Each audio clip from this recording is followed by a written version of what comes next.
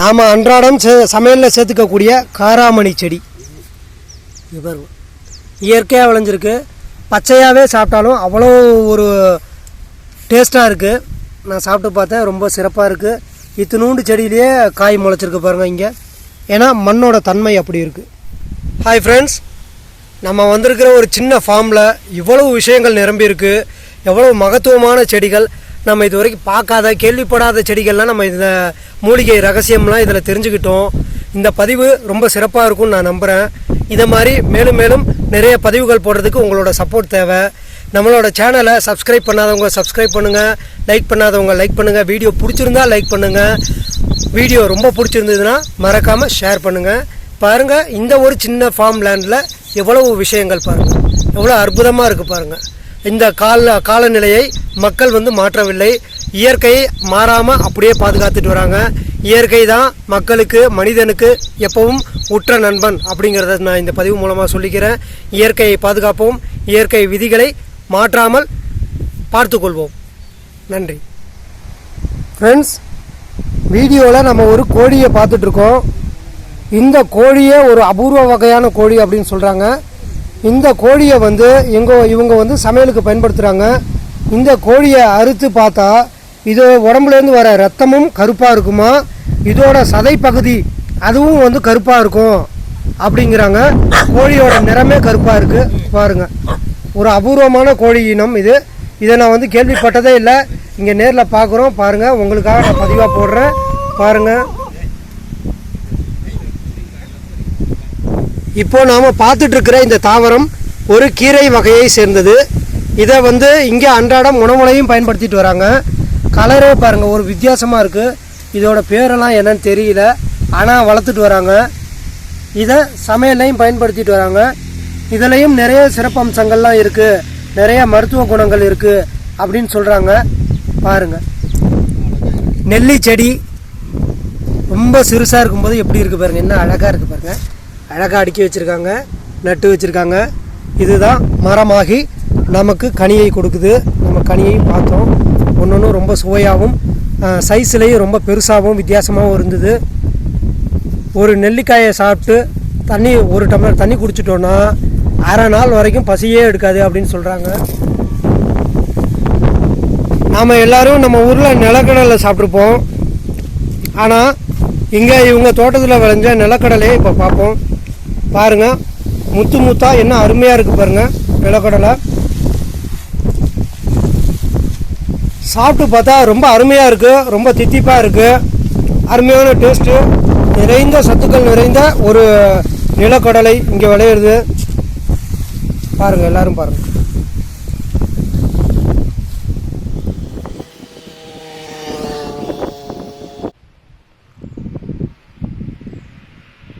Friends, இப்போ நம்ம பார்த்துட்ருக்கிறது நம்ம தேன்கனி கோட்டை வழியில் போகிறதுக்கு முன்னாடி இருக்கிற ஒரு ஃபார்மிங் லேண்டு.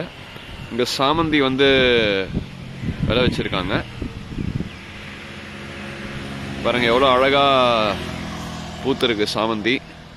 நம்ம ரெகுலராக கடையிலலாம் வாங்கிட்டுருக்கோம். ஸோ அந்த சாமந்தி தான் நல்ல வாசனையாக இருக்குது. இந்த இடத்து வழியாக போகும்போதே பயங்கர வாசனையாக இருக்குது. அதான் நிறுத்தி இந்த இடத்த ஒரு வீடியோ பதிவு பண்ணுவோம் அப்படின்ட்டு.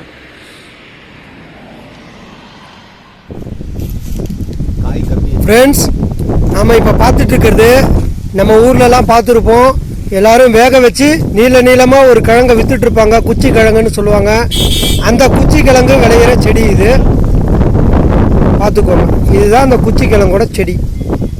இயற்கையாக ரோட்டோரமாகவே வளருது. எந்த ஒரு செடி, ஒரு தாவரம், ஒரு விதையோ தேவையில்லை, இயற்கையாக விளையுது. இங்கே பாருங்கள், செழிப்பாக இருக்குது பாருங்கள் குச்சி கிழங்கு. நண்பர்களே, நாம் இப்போ பார்த்துட்ருக்கிறது கொத்தமல்லி பயிர் பண்ணுற இடம். விவசாயம் பண்ணிகிட்ருக்காங்க. கொத்தமல்லி செடி தான் போட்டிருக்காங்க. ஒரு அரை ஏக்கருக்கு போட்டிருக்காங்க.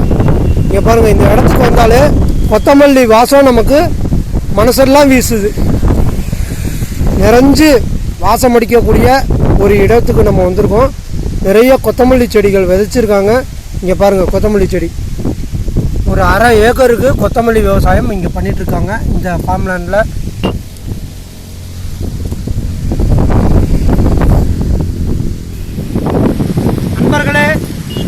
இப்போ நிற்கிற இடம் இதெல்லாம் வந்து ஒரு பசுமாட்டுக்கு போடக்கூடிய தீவனம், இந்த புல் வகை அப்படின்னு சொல்கிறாங்க. இங்கே இருக்கிற பசுமாடுகள்லாம் ரொம்ப சுவையான திடமான சத்துள்ள பாலை கறந்து கொடுக்குது இங்கே இருக்கிற மக்களுக்கு. மக்களும் பசுமாட்டை தெய்வமாக வணங்குறாங்க. பசுமாடுகளும் மற்றும் ஏனைய மிருகங்களும் மனிதர்களிடம் ரொம்பவும் அன்பாகவும் பாசமாகவும் பழகுதுங்கிறத நம்ம நேரில் பார்த்து தெரிஞ்சுக்கிட்டோம். இந்த புல் வகையை சாப்பிட்டு சாதாரண ஒரு மாடு நம்ம ஊரில் ஒரு 5 லிட்டர் பால் கொடுக்குது அப்படின்னா, இந்த புல் வகையை சாப்பிட்ற மாடு 15லேருந்து 20 லிட்டர் பால் கறக்குது அப்படின்னு சொல்கிறாங்க. இந்த ஒரு அபூர்வமான செடியெல்லாம் பாருங்கள், மாட்டு தீவனம். நம்ம ஊரில் இதெல்லாம் கிடைக்காது.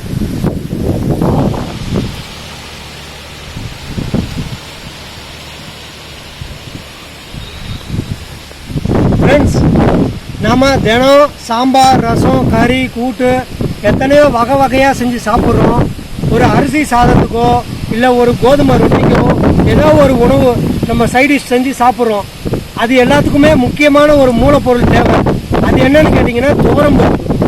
துவரம்பருப்பு இல்லைன்னா நமக்கு சமையலே கிடையாதுன்னு சொல்லலாம். அப்படிப்பட்ட துவரம்பருப்பு விளையக்கூடிய செடி முன்னாடி தான் நம்ம இருக்கோம். இங்கே வந்து துவரம்பருப்பு செடி பயிர் பண்ணியிருக்காங்க. ஒன்று 8 அடி 10 அடி வரைக்கும் வளர்ந்துருக்கு. நல்லா பார்த்துக்கோங்க, ரொம்ப செழுமையாக வளருது. இங்கே உள்ள ஒவ்வொரு பருப்பும் நல்லா குண்டு குண்டாக திடகாத்திரமாக இருக்குது. அவ்வளோ சத்து நிறைஞ்சிருக்கு அப்படின்னு சொல்கிறாங்க. இயற்கையாக விளைஞ்சிருக்கு பாருங்கள். ஒன்று 8 அடி 10 அடிக்கு இருக்குது. ரொம்ப செழிப்பாக இருக்குது. இப்போ நம்ம பார்க்கறது ஒரு கத்தாழை செடி. கத்தாழை நம்ம பார்த்துருப்போம், வீட்டில் வளர்த்துருக்கோம். சின்ன சின்ன தோட்டம் அதெல்லாம் துறவெல்லாம் பார்த்துருக்கோம். ஆனால் இவ்வளோ பெரிய ஒரு கத்தாழை செடியை நம்ம பார்த்ததே கிடையாது. ஒரு ஜெயின் சைஸில் இருக்குது. ஒரு தாமரை எப்படி விரிஞ்சிருக்குமோ அது மாதிரி விரிஞ்சிருக்கு இந்த கத்தாழை செடி. இதோட ஒசரமே ஒரு 4 அடி 5 அடி இருக்கும் போல இருக்குது கத்தாழை. பாருங்கள், நல்லா பாருங்கள்.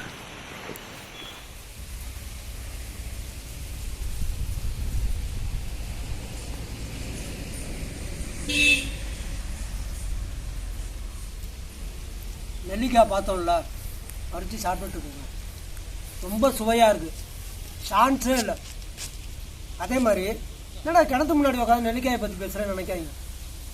இப்போ நம்ம காமிச்சோம் இல்லையா, புல், இந்த துவரம்பருப்பு செடி, இதுக்கெல்லாம் இங்கேருந்து தான் தண்ணியை பாய்ச்சி ஊற்றுறாங்க. இந்த கிணத்து தண்ணியில் தான் அந்த செடி கொடி தாவரங்கள்லாம் விளையுது. இப்போது சமீபத்தில் பெஞ்ச மழையினால் மண்ணெல்லாம் அரிச்சிட்டு வந்து கொட்டினதுனால இந்த செம்மண் கலர் வந்துருச்சு. இல்லைனா இந்த தண்ணி வந்து பளிங்கு கலரில் இருக்கும் அப்படின்னு சொல்கிறாங்க. இந்த தண்ணியை தான் இந்த தாவரங்களுக்கெல்லாம் பயன்படுத்திட்டு இருக்காங்க. ஆடு மாடு கால்நடைகளுக்கெல்லாம் இந்த தண்ணியை தான் கொடுத்துட்ருக்காங்க. சூப்பராக இருக்குங்க. ரொம்ப இதமான காற்று, அருமையான மனிதர்கள், அருமையான மண் வாசனை. வாய்ப்பே இல்லைங்க, இங்கே எது போட்டாலும் விளையும். நண்பர்களே, நாம் தொடர்ச்சியாக 3 பாகங்களாக இந்த மூலிகை ரகசியத்தை பற்றி பார்த்துட்டு இருந்தோம். இங்கே இயற்கையான சூழ்நிலையில் எவ்வளவோ வகையான மூலிகைகளை நம்ம பார்த்தோம். முற்றிலும் இயற்கையால் சூழப்பட்ட இந்த பகுதிகளை வாழ்க்கையில நம்ம ஒரு தடவையாவது போய் பார்க்கணும்னு இந்த பதிவு மூலமாக உங்கள் எல்லாரையும் கேட்டுக்கிறேன். வாழ்க வளமுடன்.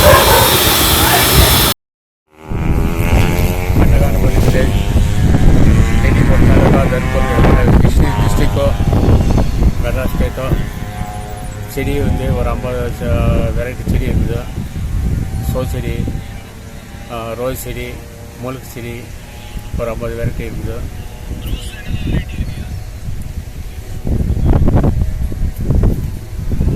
கோபி இங்கே வந்து ஒரு 1001 செடி, மூலிகை செடியில் இருந்து டிசன் செடியில் இருந்து எல்லாம் நல்லா வளர்க்குறாங்க இந்த லேண்டு ஓனரு.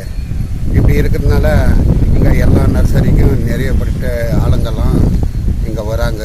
வந்துட்டு இங்கே இருக்கிறத பார்த்தவே சந்தோஷப்படுறாங்க. எல்லா வகையும் ஒரு 1000 வகை செடி இருக்குது.